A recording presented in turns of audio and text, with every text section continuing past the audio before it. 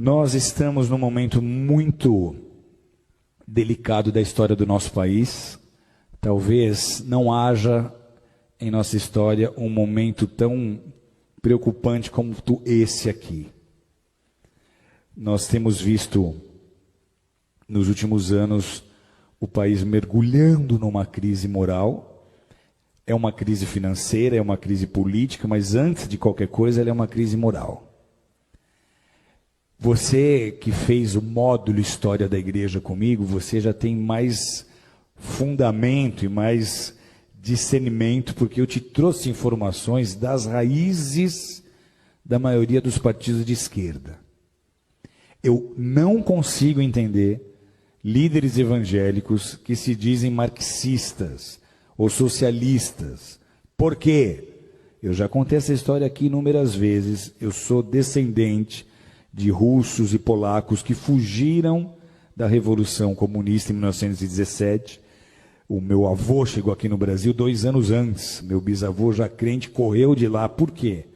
Porque essa revolução, ela implantou o comunismo em muitas nações, como Polônia, como Ucrânia, como Romênia, entre muitas outras, e simplesmente eliminou, extirpou, extinguiu as religiões onde quer que essas nações estejam sendo dominadas. Eles prenderam pastores e eles mandaram pastores para Sibéria para morrer de frio, para serem torturados e morrerem congelados.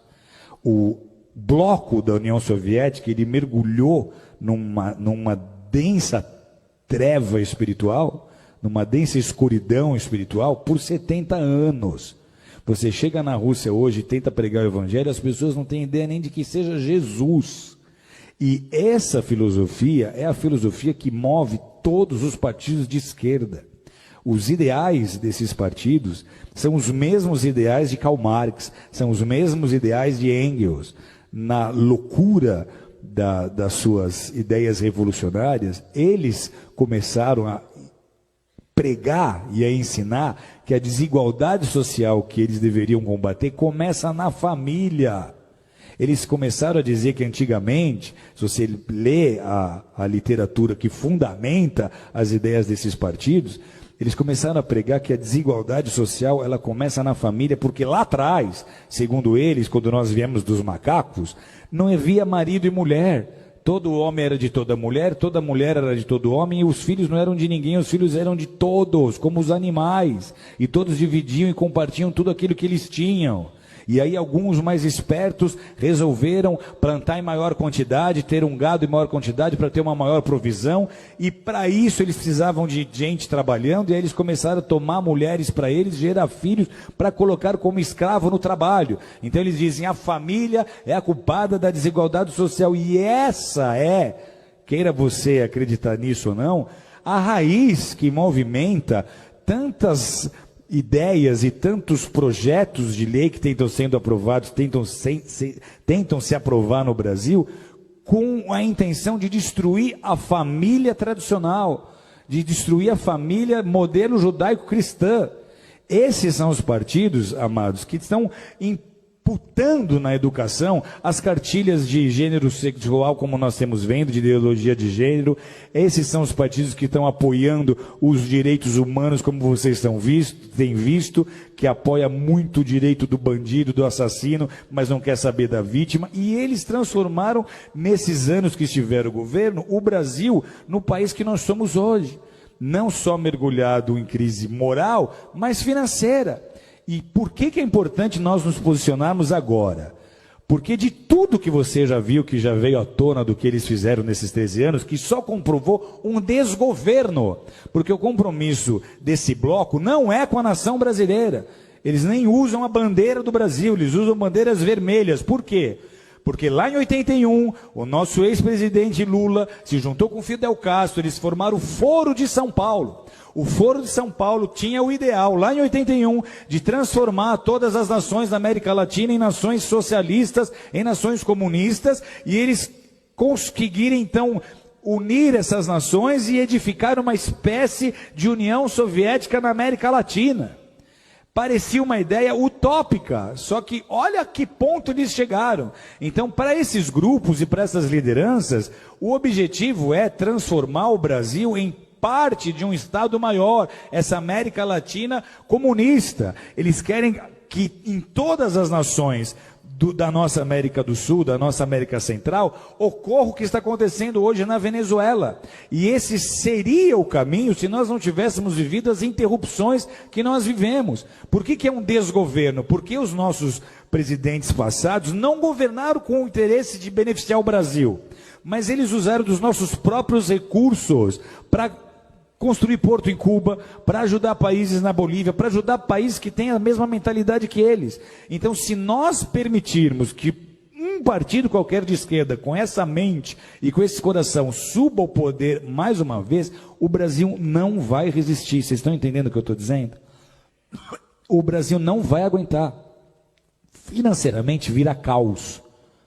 Vira caos, porque a economia para estar ativa, ela depende de investimento externo. Os investidores não vão botar dinheiro num país em que eles não têm confiança, ok? Então, se sobe um líder de um partido desses e ele tenta botar um bom ministro da Fazenda para tentar convencer os investidores de que tudo vai dar certo, isso não vai funcionar. Vocês estão entendendo ou não? Então, vira caos. A grande preocupação qual é? Se esse governo agora, essas eleições agora, sobe um partido como esse, a crise que nós estamos vivendo, ela é tão séria que a gente teme de verdade até uma revolução. Porque vai ser muito fácil as pessoas do centro, oeste, sul e sudeste não aceitarem esse governo. Vai ser muito fácil nós começarmos a ver manifestações políticas sérias. Vai ser muito fácil a população começar a exigir uma intervenção militar. Uma intervenção militar era um assunto nem cogitado em rodas de bar há 2, 3 anos atrás, mas hoje está se tornando um assunto em pauta, porque se nada acontecer, amados, alguém aqui conhece alguém que morou na Venezuela, que veio da Venezuela? A Venezuela, até muito pouco tempo atrás, era um país próspero. Eles têm petróleo. Sabe o que falta hoje na Venezuela? Falta papel higiênico. Sabe o que aconteceu há 4 anos atrás? Eu estou numa sauna, no Vale Nevado, conversando com um venezuelano que tinha ido esquiar. E ele conta, a Venezuela está faltando papel higiênico. Isso há 4, 5 anos atrás. E eu falo, mas como é que começou isso? Ele fala, começou como está acontecendo com o Brasil. Começou trazendo médicos de Cuba. Então, tudo que eles fizeram na Venezuela, eles iam tentar fazer no Brasil. Se nós dermos a oportunidade deles subirem ao governo de novo, não será mais como foi da primeira vez. Você não vai ver o Lulinha paz e amor. Você vai ver o Lulinha revolucionário que vai tentar implantar o modelo político que ele acha que é o melhor para o Brasil. Sabe o que acontece com a igreja num cenário como esse? Tem ideia ou não? Primeiro, os nossos valores já estão sendo desprezados.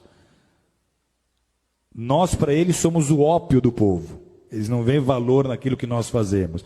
O marxista raiz, ele é ateu. O evangelho para ele não significa nada. Ok? Então, para a igreja, esse é o pior cenário possível. Deus está no controle, sempre esteve e sempre estará. Mas a gente transforma uma nação com oração e com consciência na hora de votar.